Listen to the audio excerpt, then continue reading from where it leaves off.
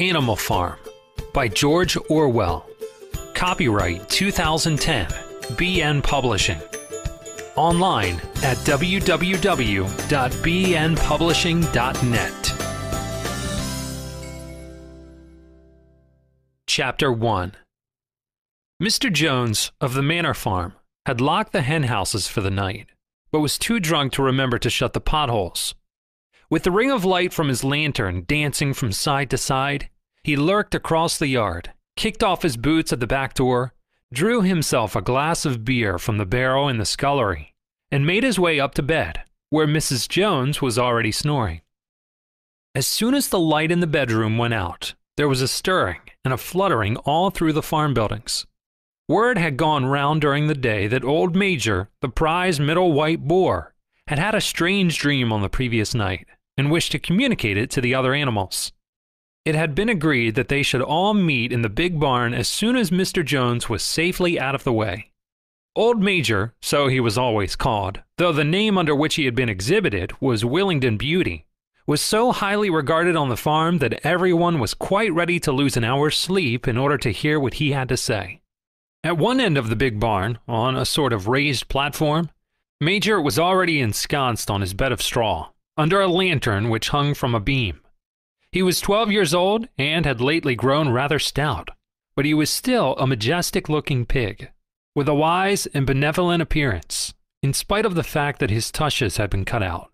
Before long, the other animals began to arrive and make themselves comfortable after their different fashions. First came the 3 dogs, Bluebell, Jessie, and Pincher, and then the pigs, who settled down on the straw immediately in front of the platform. The hens perched themselves on the window sills. The pigeons fluttered up to the rafters.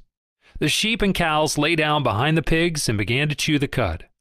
The 2 cart horses, Boxer and Clover, came in together, walking very slowly and setting down their vast hairy hoofs with great care, lest there should be some small animal concealed in the straw. Clover was a stout motherly mare, approaching middle life, who never quite got her figure back after her 4th foal. Boxer was an enormous beast, nearly 18 hands high and as strong as any 2 ordinary horses put together. A white stripe down his nose gave him a somewhat stupid appearance, and in fact he was not of first-rate intelligence, but he was universally respected for his steadiness of character and tremendous powers of work. After the horses came Muriel, the white goat, and Benjamin the donkey. Benjamin was the oldest animal on the farm and the worst tempered. He seldom talked, and when he did, it was usually to make some cynical remark. For instance, he would say that God had given him a tail to keep the flies off, but that he would sooner have had no tail and no flies. Alone among the animals on the farm, he never laughed. If asked why, he would say that he saw nothing to laugh at. Nevertheless, without openly admitting it, he was devoted to Boxer. The 2 of them usually spent their Sundays together in the small paddock beyond the orchard, grazing side by side and never speaking. The 2 horses had just lain down when a brood of ducklings, which had lost their mother, filed into the barn, cheeping feebly and wandering from side to side to find some place where they would not be trodden on. Clover made a sort of wall round them with her great foreleg, and the ducklings nestled down inside it and promptly fell asleep. At the last moment, Molly, the foolish, pretty white mare who drew Mr. Jones's trap, came mincing daintily in, chewing at a lump of sugar. She took a place near the front and began flirting her white mane, hoping to draw attention to the red ribbons it was plaited with. Last of all came the cat, who looked round, as usual, for the warmest place and finally squeezed herself in between Boxer and Clover. There she purred contentedly throughout Major's speech, without listening to a word of what he was saying. All the animals were now present except Moses, the tame raven, who slept on a perch behind the back door. When Major saw that they had all made themselves comfortable and were waiting attentively, he cleared his throat and began. "Comrades, you have heard already about the strange dream that I had last night, but I will come to the dream later. I have something else to say first.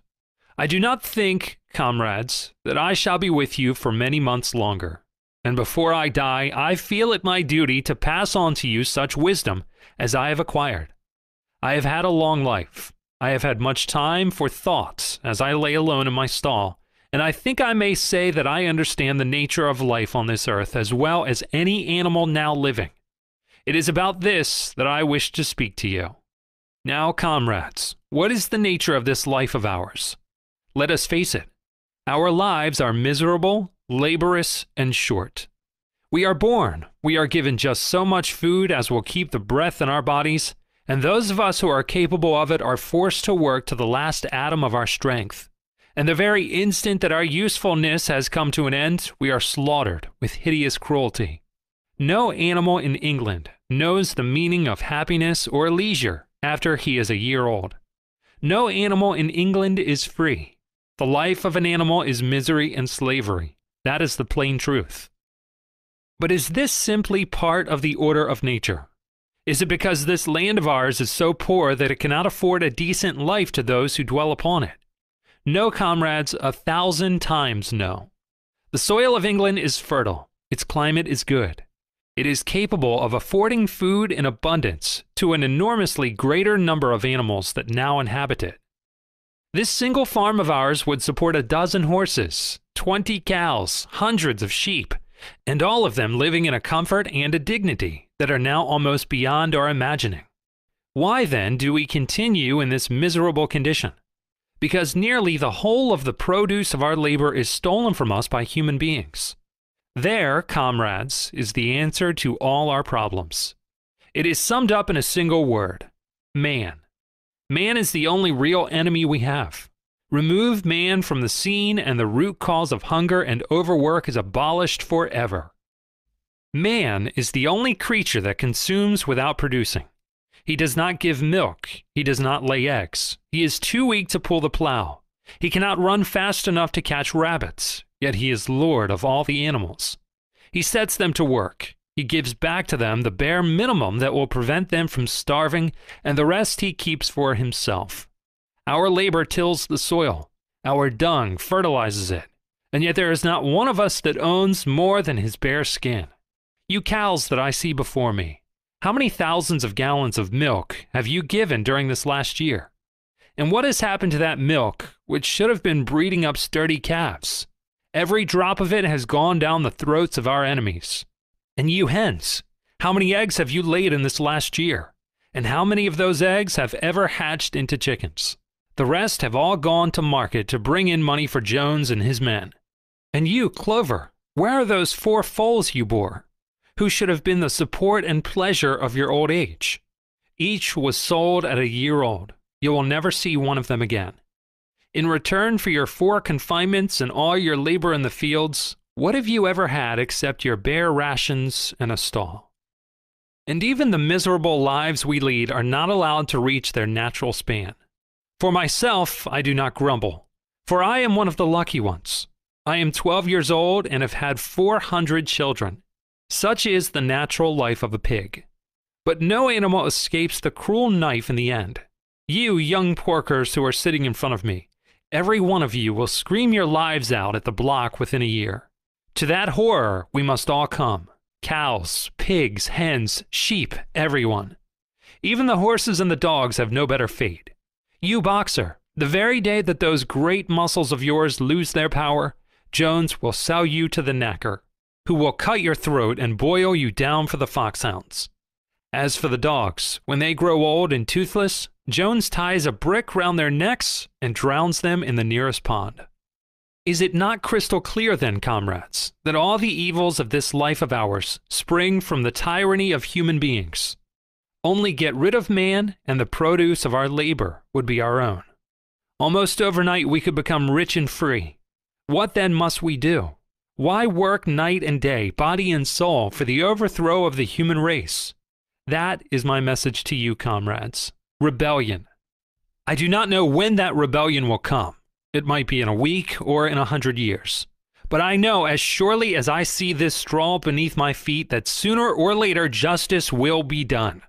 Fix your eyes on that, comrades, throughout the short remainder of your lives, and above all, pass on this message of mine to those who come after you, so that future generations shall carry on the struggle until it is victorious. And remember, comrades, your resolution must never falter. No argument must lead you astray. Never listen when they tell you that man and the animals have a common interest, that the prosperity of the one is the prosperity of the others. It is all lies. Man serves the interest of no creature except himself. And among us animals let there be perfect unity, perfect comradeship in the struggle.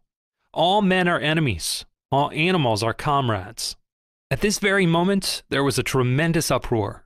While Major was speaking, 4 large rats had crept out of their holes and were sitting on their hindquarters, listening to him. The dogs had suddenly caught sight of them, and it was only by a swift dash for their holes that the rats saved their lives. Major raised his trotter for silence. "Comrades," he said, "here is a point that must be settled.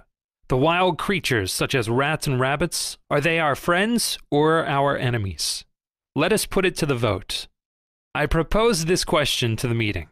Are rats comrades?"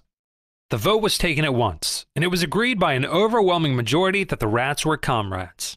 There were only 4 dissentients, the 3 dogs and the cat, who was afterwards discovered to have voted on both sides. Major continued, "I have little more to say. I merely repeat, remember always your duty of enmity towards man and all his ways. Whatever goes upon 2 legs is an enemy. Whatever goes upon 4 legs or has wings is a friend. And remember also that in fighting against man, we must not come to resemble him. Even when you have conquered him, do not adopt his vices. No animal must ever live in a house, or sleep in a bed, or wear clothes, or drink alcohol, or smoke tobacco, or touch money, or engage in trade. All the habits of man are evil. And above all, no animal must ever tyrannize over his own kind. Weak or strong, clever or simple, we are all brothers. No animal must ever kill any other animal. All animals are equal. And now, comrades, I will tell you about my dream of last night. I cannot describe that dream to you. It was a dream of the earth, as it will be when man has vanished. But it reminded me of something that I had long forgotten. Many years ago, when I was a little pig, my mother and the other sows used to sing an old song of which they knew only the tune and the first 3 words. I had known that tune in my infancy, but it had long since passed out of my mind. Last night, however, it came back to me in my dream. And what is more, the words of the song also came back. Words, I am certain, which were sung by the animals of long ago and have been lost to memory for generations. I will sing you that song now, comrades. I am old and my voice is hoarse, but when I have taught you the tune, you can sing it better for yourselves. It is called Beasts of England. Old Major cleared his throat and began to sing. As he had said, his voice was hoarse, but he sang well enough, and it was a stirring tune, something between Clementine and La Cucaracha. The words ran, "Beasts of England, beasts of Ireland, beasts of every land and clime, hearken to my joyful tidings of the golden future time. Soon or late the day is coming.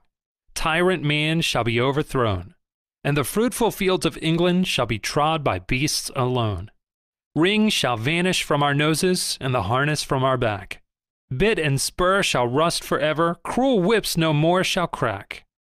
Riches more than mine can picture, wheat and barley, oats and hay, clover, beans, and mangel wurzels shall be ours upon that day. Bright will shine the fields of England, pure shall its waters be. Sweeter yet shall blow its breezes on the day that sets us free.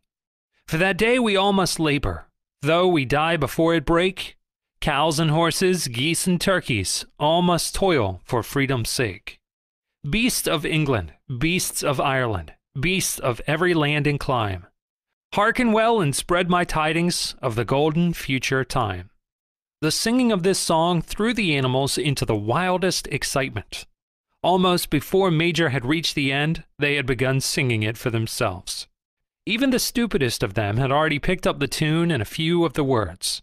And as for the clever ones, such as the pigs and dogs, they had the entire song by heart within a few minutes. And then, after a few preliminary tries, the whole farm burst out into Beasts of England in tremendous unison.